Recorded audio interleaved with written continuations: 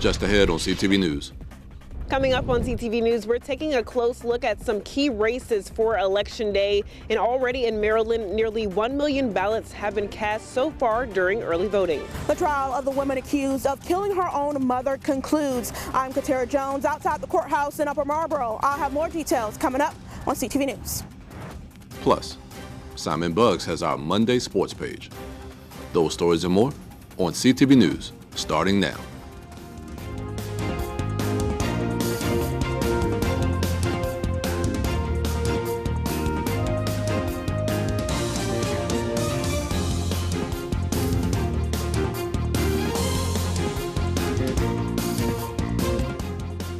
Good evening. This is CTV News for November 4th. I'm Mariah Jalad. Thanks for joining us. We're one day away from election 2024. We have several key races on the ballot, and we start our team coverage tonight with Michaela Newton and Byron Scott. We begin at the Board of Elections. Michaela? According to the Maryland State Board of Elections, nearly 1 million ballots were cast during early voting, which wrapped up Thursday, along with 568,000 mail-in ballots returned so far.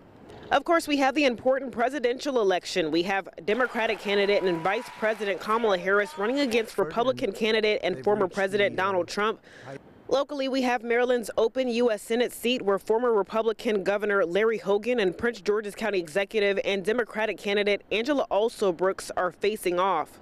Lastly, Prince George's County Council Chair and Democrat Jolene Ivey faces off against Republican Michael Riker in the running for an at-large seat after a special election. It's worth noting that over 300,000 mail-in ballots have been requested but not yet returned.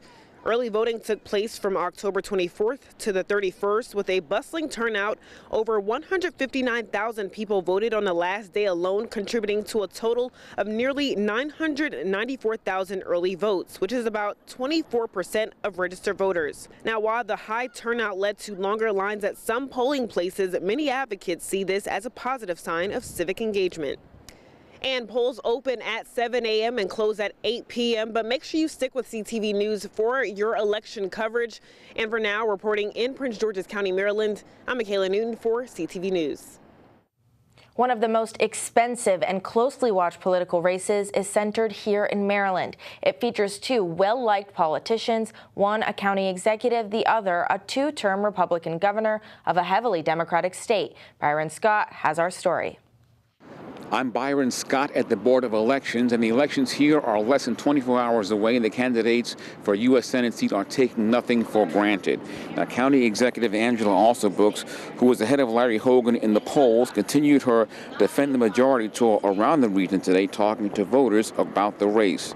Now, for his part, Larry Hogan also talking to voters. He appeared with Montgomery County FOP earlier and will attend the Get Out the Vote event in Baltimore.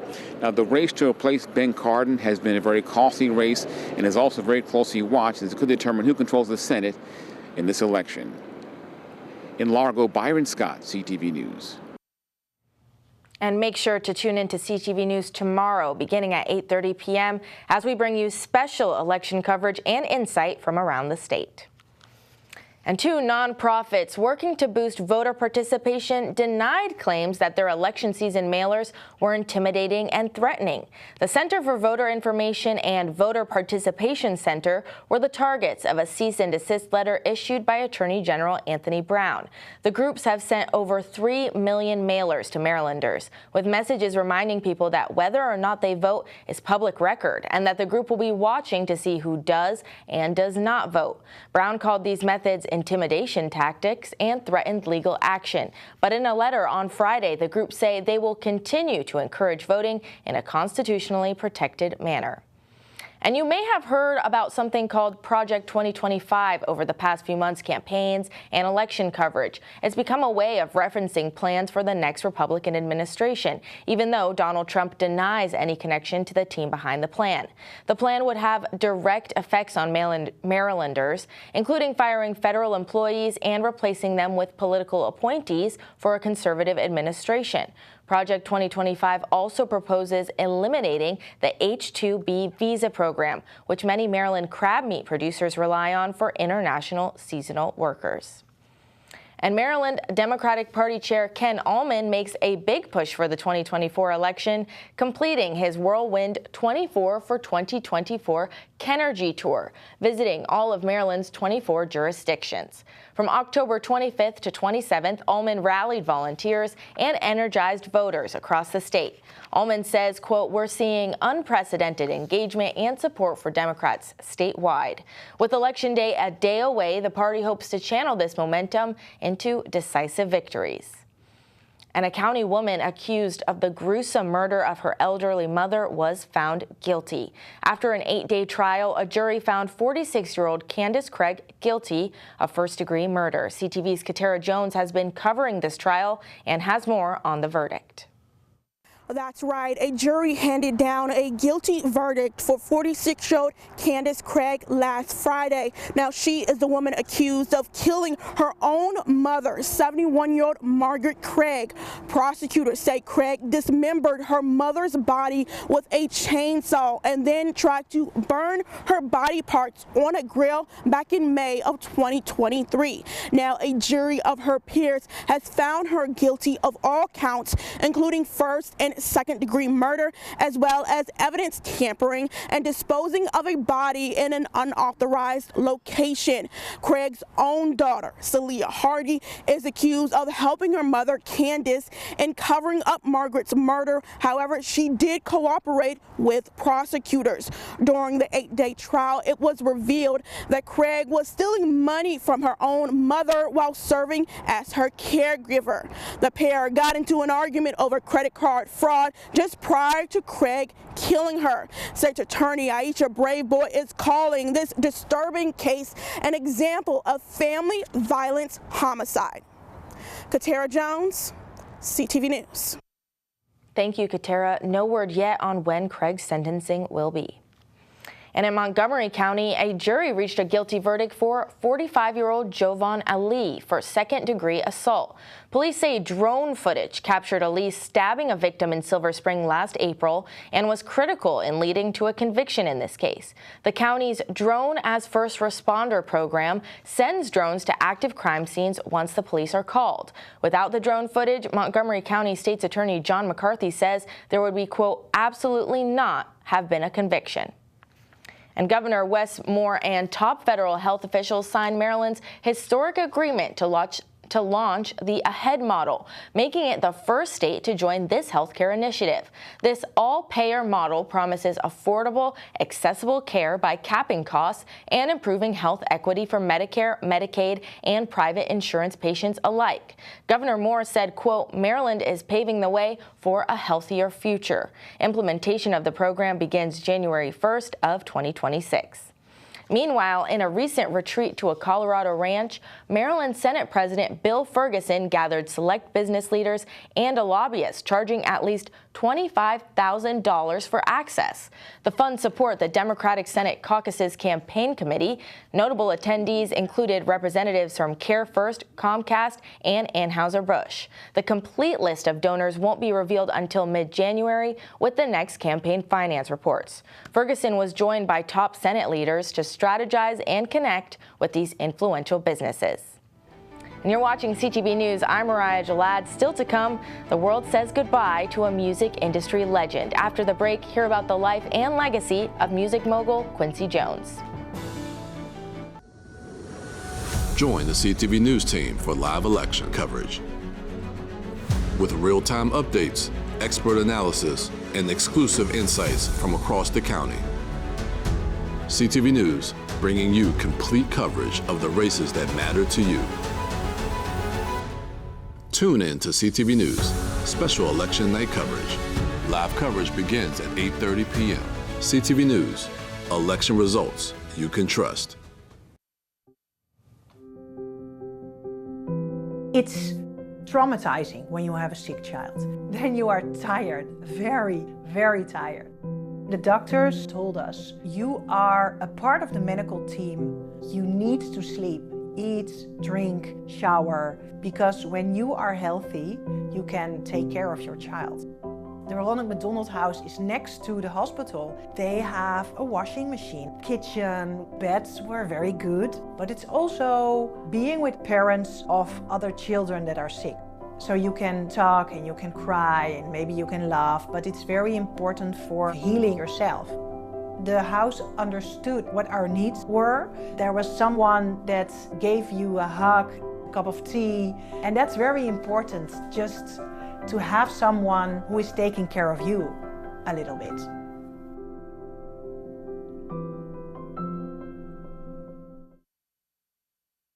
Well, Marylanders are facing a statewide open-air burn ban as the Department of Natural Resources responds to extreme drought and wildfire risk. With conditions dangerously dry, even campfires and charcoal grills are prohibited until further notice, though propane grills are still allowed. Secretary Josh Kurtz says the ban is necessary to protect lives, property, and natural resources. State officials warn that fines may be imposed and the ban will stay in place until significant rainfall reduces the threat. And in an effort to continue to educate employees in the Office of the Attorney General, Anthony Brown has purchased over 400 Maryland State Bar Association memberships for his employees. This move follows the office's upcoming requirement that staff complete 12 hours of continuing legal education per year. A spokesperson for the MSBA said the organization's nearly 18,000 member roster represents the interests of more than 40,000 barred Maryland attorneys. And Agricultural Secretary Tom Vilsack announced today that starting in the 2027-2028 school year, students eligible for free and reduced price meals at school won't face extra junk fees. This change aims to ease costs for families earning under 185% of the federal poverty level, nearly $58,000 for a family of four. The U.S. Department of Agriculture's Food and Nutrition Service also issued a memo to schools nationwide about this policy, giving them time to adjust their systems or set up new contracts. However, USDA is encouraging schools to implement this requirement as soon as possible. And Prince George's County bus drivers, mechanics, and utility workers have voted overwhelmingly to strike if their demands for better pay and pensions aren't met.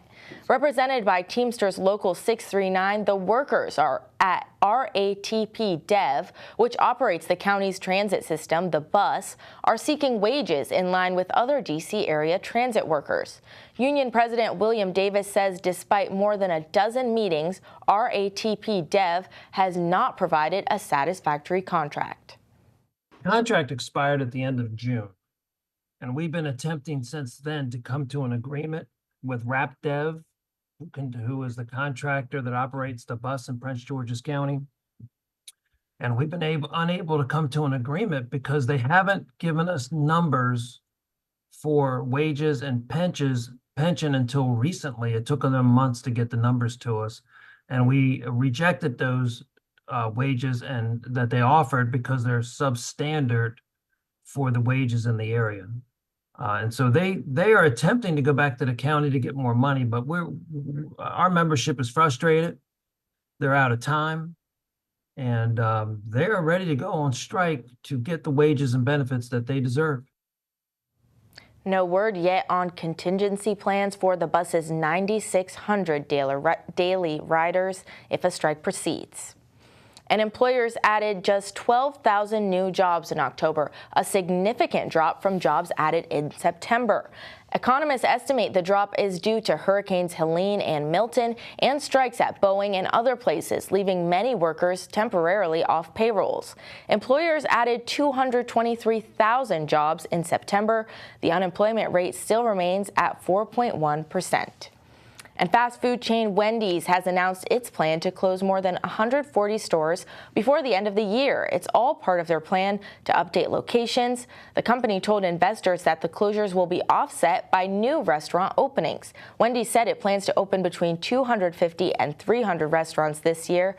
President and CEO Kirk Tanner said the restaurants that are closing are underperforming compared to others. And legendary producer and composer Quincy Jones passed away in his Bel Air home Sunday night at the age of 91. His career began as one of the first black executives of Mercury Records in 1961, before entering the film industry. In 1985, he co-produced The Color Purple with Steven Spielberg, earning 11 Oscar nominations, and later went on to launch the hit TV series The Fresh Prince of Bel-Air as an executive producer. Jones was a music mogul whose career in the industry spanned over 7 decades. And still to come on CTV News, we're 1 day away from electing the next president of the United States. After the break, we're joined by the vice president of the League of Women Voters, Prince George's County chapter. Stay tuned. Listen up, team. When I look around this room, I see a fighting team of brave antibodies. But the flu is coming in strong, so I won't sugarcoat it. I need each one of you on your A game. The good news is, Anthony, the human body we've been tasked to protect, just got his flu shot, which supplied us with brand new gear to defend against the flu. That's right, we've upgraded our game with this new equipment. They give you a little extra boost. So let's go fight for Anthony, for his mom, his co-workers, that nice lady Patricia that lives down the street with the cute dog. In the face of viral adversity, we make Anthony thrive so he can protect himself and the people he loves most. Are you with me? Yeah! Let's work as a team to defend against the flu. Gear up with a flu shot to help protect others and reduce your risk of being sick or hospitalized with the flu. Learn more at getmyflushot.org. I would tell anybody who is interested in getting a VA loan to just do it. For me, the best thing about the VA loan was the simplicity of it. I was expecting, government paperwork, it was going to go on forever, and it just wasn't.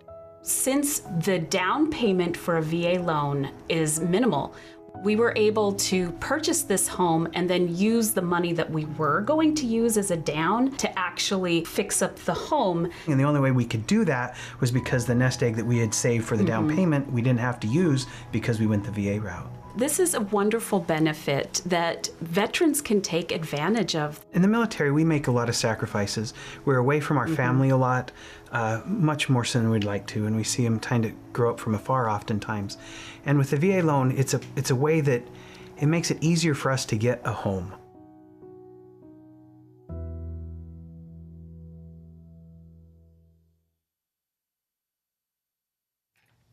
Welcome back. Tomorrow marks one of the most consequential election days in American history. Voters are set to decide on a high-stakes presidential race between Vice President Kamala Harris and former President Donald Trump, along with a fiercely contested Maryland Senate race between Democrat Angela Alsobrooks and Republican Larry Hogan. Joining us now is Mimi Machado Luces, Vice President of the League of Women Voters of Prince George's County. Thank you so much for being here with us today. Thank you for having me. I appreciate it. So I want to talk about what are the key things that are having female voters, women voters, turn out to the polls this year? Well, reproductive health, our health in general, from our teenage years, just into where I am, this seasoned senior age. Is probably one of the most important issues for women in this election. But it's also democracy and things like what you mentioned earlier, Project 2025 and the plans to do away with things like the Department of Education. How will our population, marginalized people, be able to get an education? So there are several issues in this election, including democracy. So, yeah. And when it comes to the presidential race, we have Kamala Harris, Donald Trump, potentially the first woman president. Do you think that has something to do with the crazy high turnout across the country for early voting? Well, I think, yes. I think it's definitely shades of 2016 coming to pass on 2024 in a way that is very different than that race. Kamala Harris is a different kind of a motivating factor for, I believe, women and voters in general. Donald Trump, can be a, I don't know, polarizing figure, but the League of Women Voters is really put together in order to encourage people to vote, encourage people to commit democracy, so to speak, and go out there and voice your opinion and think about who's going to run our country. And when it comes to the Senate election in Maryland, Angela Alsobrooks is our county executive here in Prince George's. If she wins that seat, she's going to be leaving the county government. She's been such a big force in the county. How do you think it's going to affect the government here if she does leave? Well, I see it only as a positive situation for our county. I always often say that what happens in Prince George's County happens in the DMV, which is a local, global community. All eyes on us because we are adjacent to the nation's capital. And I think that it can only mean positive things for our county if County Executive Alsobrooks is elected. I also believe that her opponent is also very vested in Maryland. So it can't be a bad thing to have those people running against each other for that very hotly contested Senate seat. I think that obviously we know County Executive Alsobrooks a little bit better here in the county, and her platform is on that same Democratic platform that that Kamala Harris is on. I don't think that looking at the polls, I'm just thinking, just me personally, that Larry Hogan has an uphill battle. And one more thing on the ballot that I wanted to touch on that you mentioned is reproductive rights. Question 1 would enshrine abortion rights in the Maryland Constitution, and we're looking at the same thing in some other states as well. Do you think that's a unique motivating force to get people out to the polls this year? I think so. I think with the Dobbs decision, it has become harder to get care in all of Maryland. I've noticed just a complete difference in the way things are even worded to women when we go for our reproductive checkups and those types of things. And we don't want to backtrack. Technology, medicine, all sorts of things have grown leaps and bounds in the 50 years of a Roe v. Wade. So I believe that that is definitely a motivating factor, and that it really does push women to come out to vote. Thank you so much for being here with us today. I really appreciate it. And stay right there. Simon Buggs is here with our Monday Sports page. Back in a moment. Join the CTV News team for live election coverage. With real-time updates, expert analysis, and exclusive insights from across the county. CTV News, bringing you complete coverage of the races that matter to you. Tune in to CTV News, special election night coverage. Live coverage begins at 8:30 p.m. CTV News, election results you can trust. You may see a teen struggling to find his way. At Boys and Girls Clubs, we see a teen gaining the confidence and skills to land his first job. Kids today need people to see their potential and help them achieve it. At Boys and Girls Clubs, we do whatever it takes to help kids succeed. Because when we see young people, we see limitless possibilities. Do you? Join us, Boys and Girls Clubs. Great futures start here.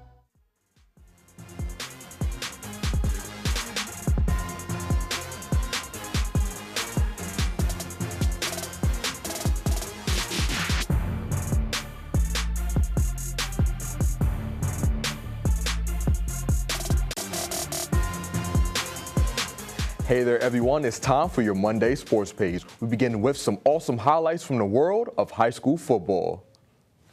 Fans gathered at DeLon Parish football field this past Friday to watch the Wise High School football team go up against Northwestern for their homecoming game.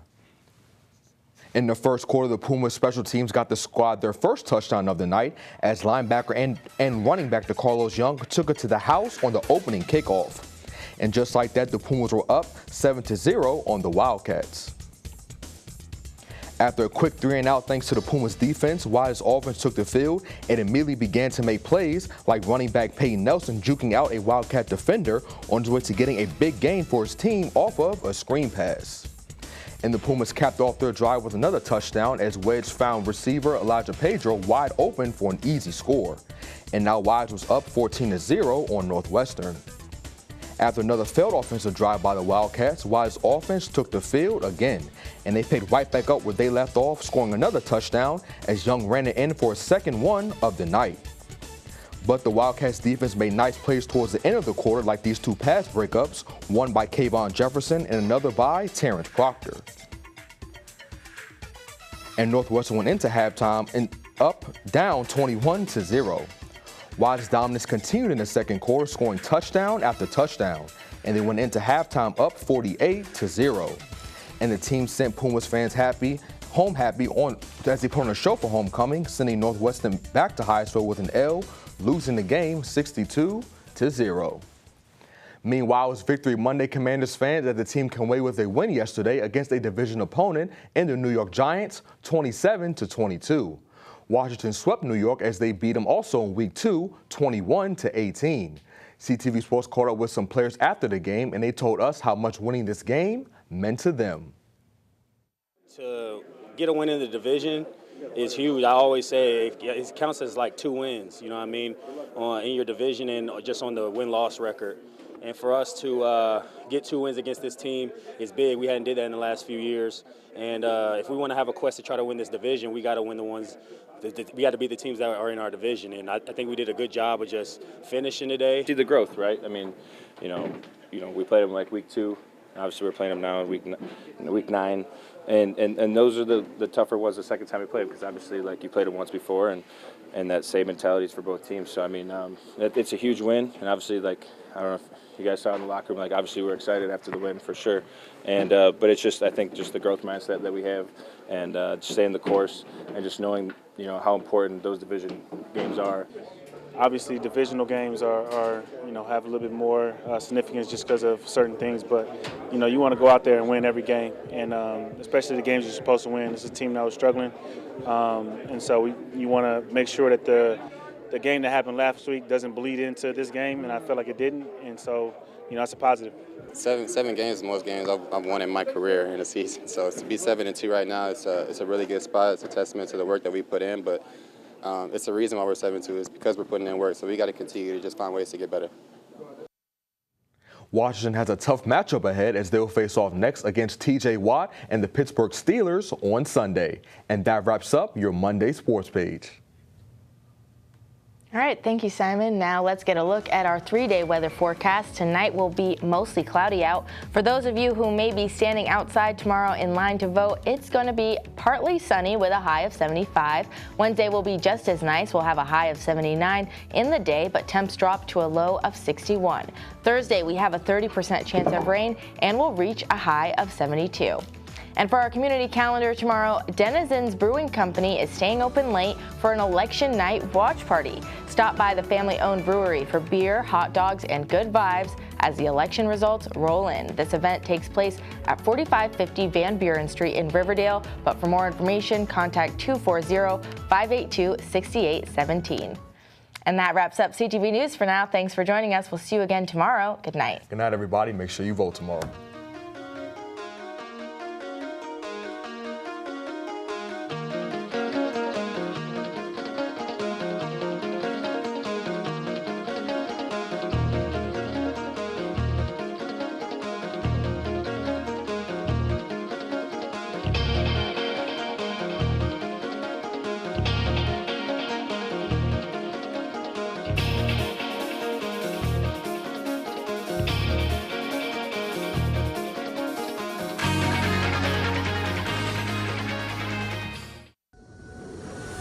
Join the CTV News team for live election coverage.